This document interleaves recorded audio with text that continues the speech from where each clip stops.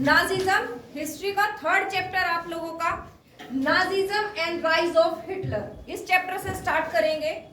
Nazism actual में क्या है, पहले वो चीज देखते हैं, जैसे कि सारे चैप्टर्स को हम देखते हैं, उसका टाइटल देखेंगे, फिर उसके बाद जो भी उस टाइटल के अंदर या उस चैप्टर के अंदर जो भी चीजें हम लोगों को मिलती है तो उसकी हम बात करते हैं। तो चैप्टर का नाम रख दिया आपके Nazism and rise of Hitler. दो चीजें रखी। सबसे पहले बात की नाजिज्म की। नाजिज्म एक्चुअल में क्या है, एक आइडियोलॉजी है, एक लोगों की थिंकिंग है, एक ग्रुप था, उस लोगों की जैसी भी थिंकिंग थी उसको हम लोगों ने नाम दिया नाजिज्म।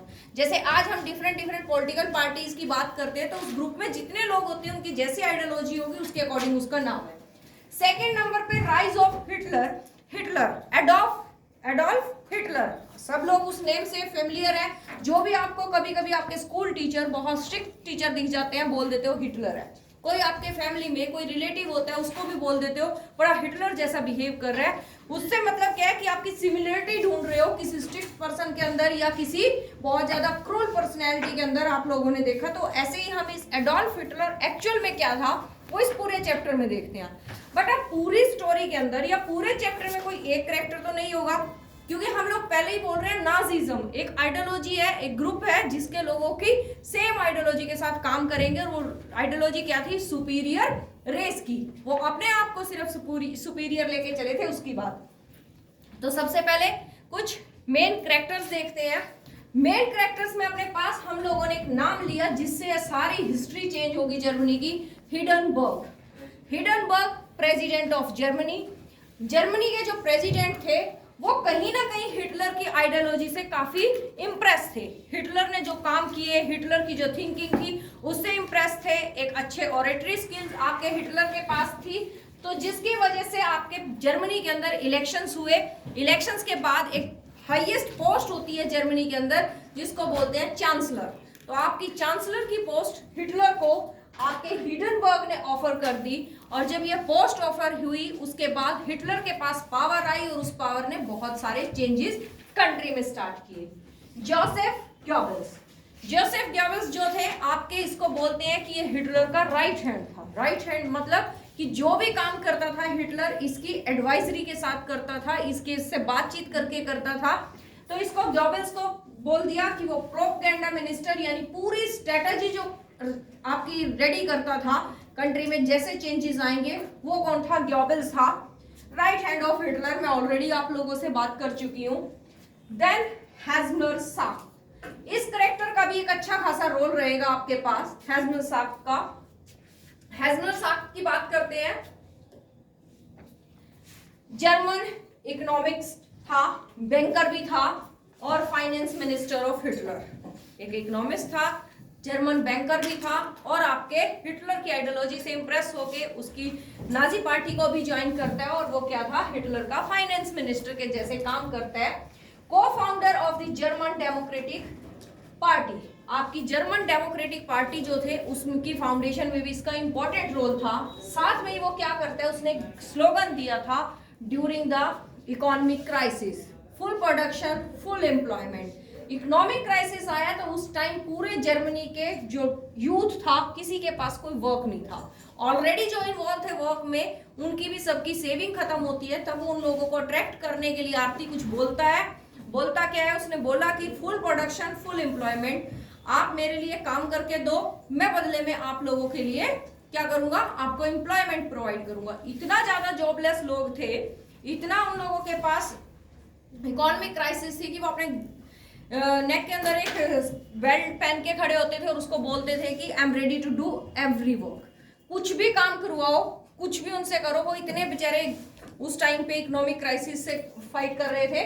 तो उसके बाद हम लोग देखते हैं देन काइजर विलेम। हम लोग पहले भी इस चैप्टर में इसको देख चुके हैं। काइजर विलेम क्या था, last German emperor and defeat in world war 1। Country का यूनिफिकेशन हुआ था जर्मनी का 1871 के अंदर, क्योंकि आउटसाइडर ने पहले से ही जर्मनी को कैप्चर किया था।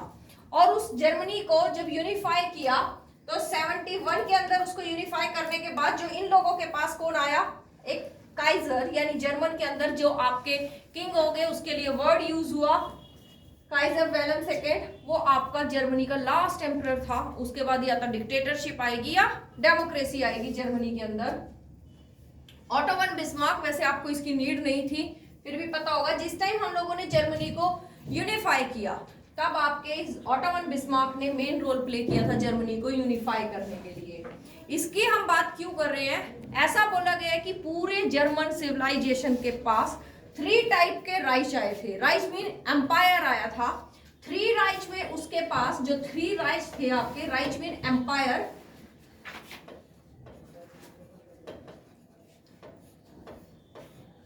फर्स्ट था आपका कैथोलिक चर्च। कैथोलिक चर्च ने लोगों को सिविलाइज किया था। सेकेंड ऑटो वन बिस्मार्क ने जब आपका इसको यूनिफाई किया वो, एंड थर्ड था हिटलर। इनका क्रेडिट किसको, 3 लोगों को गया। 3 राइट्स टोटल आपके जर्मनी के अंदर आए, Otto von Bismarck, Catholic church and Hitler.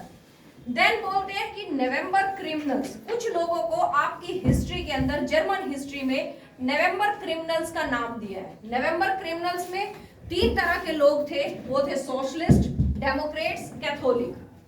इन लोगों को नवंबर क्रिमिनल क्यों बोला गया, जैसे ही फर्स्ट वर्ल्ड वॉर का एंड होता है और उस एंड के बाद जो ट्रीटी साइन हुई थी जिसको हम बोलते हैं ट्रीटी ऑफ वर्साए, उस ट्रीटी ऑफ वर्साए को साइन करने के लिए ये तीनों रिप्रेजेंटेटिव थे, सोशलिस्ट, डेमोक्रेट्स एंड कैथोलिक। अब इन लोगों को आपके रेस्ट ऑफ जर्मन पीपल ने बोलना स्टार्ट कर दिया था नवंबर क्रिमिनल, क्योंकि वो जो ट्रीटी साइन होकर इंप्लीमेंट हुई थी वो नवंबर में आई थी, तो इसीलिए इनको बोल दिया नवंबर क्रिमिनल। जबकि इनसे भी फोर्सफुली वो ट्रीटी साइन की थी इन्होंने भी। एवा ब्राउनी के नाम लेते हैं। एवा ब्राउनी जो थी आपकी हिटलर की गर्लफ्रेंड या वाइफ, उसको कुछ भी बोल देते हैं, वो थी मोस्ट ब्यूटीफुल लेडी, उसको बोला गया है हिस्ट्री में। नाजी पार्टी, नाजी पार्टी जैसे अभी हम लोगों ने नाजिज्म की बात की है, ऐसे नाजी पार्टी की बात करते हैं। National socialist German worker party, क्या थी, national socialist German worker party इन 1920 के अंदर। लेकिन पहले इसको हम देखते हैं जर्मन वर्कर पार्टी थी, लेकिन बाद में उसका नाम चेंज कर दिया, क्या, nationalist socialist German worker party. SPD जो पार्टी थी वो आपके सोशल डेमोक्रेट्स की थी, एंड केपीडी कम्युनिस्ट लोगों की थी। अब यहां देख लेते हैं एक और चीज मेन थी आपके पास, मेन कैंप। मेन कैंप जो है आपकी हिटलर की बुक का नाम था, जिसका मतलब जर्मन नेम था मेन कैंप, और उसको जब आप क्या करते हो उसका इंग्लिश मीनिंग लेके जाते हैं, जिसका मतलब है माय स्ट्रगल्स। 1924 टू 25 के अंदर वो पब्लिश होती है हिटलर की बुक। उस बुक के अंदर हिटलर ने अपनी पूरी स्ट्रेटजी रेडी की थी। स्ट्रेटजी कैसी, कैसे कंट्री की मेकिंग करेगा, कैसे एक आउटसाइडर से फाइट करता है, कैसे वो आपके नवंबर क्रिमिनल्स को आउट करेगा, वो हर चीज के लिए उसने अपनी एक स्ट्रेटजी रखी, और स्ट्रेटजी को उसने अपनी एक बुक की फॉर्म में ले आया, और बुक का नाम था मेन कैंप। राइस्टैग, राइस्टैग जो था बेटा आपकी जर्मन पार्लियामेंट का नाम था। जैसे हम लोगों ने अभी फ्रांस के अंदर देखा फ्रांस की पार्लियामेंट के नाम कैसे चेंज होते हैं, फिर हम लोगों ने रशिया की ड्यूमा का बात की, और अब हम बात कर रहे हैं जर्मन पार्लियामेंट का नाम राइस्टैग। फ्यूरर, जर्मन लैंग्वेज के अंदर आपके मेन लीडर को, हीरो को फ्यूरर बोलते हैं।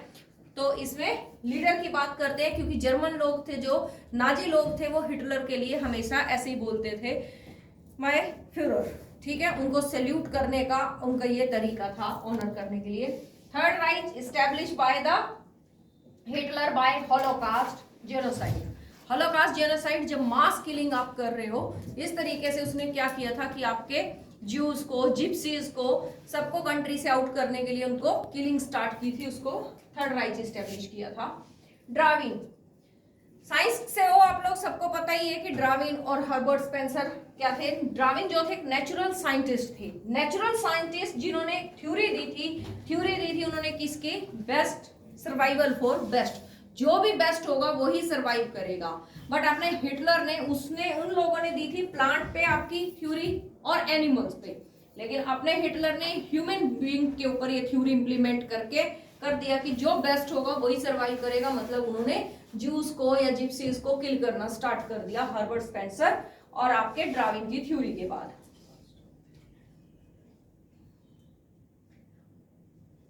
यस, ठीक है, हर्बर्ट स्पेंसर की बारी आ गई, इसकी थ्योरी, फिलोसफी, इसके बाद करते हैं। अब नेक्स्ट टॉपिक हम लोग करेंगे उसको देख लेते हैं। ये सारे आपके पहले मेन कैरेक्टर्स को आप माइंड में रखोगे, तब उसके बाद करोगे। क्लियर ये? चलो नेक्स्ट करते हैं, कट कर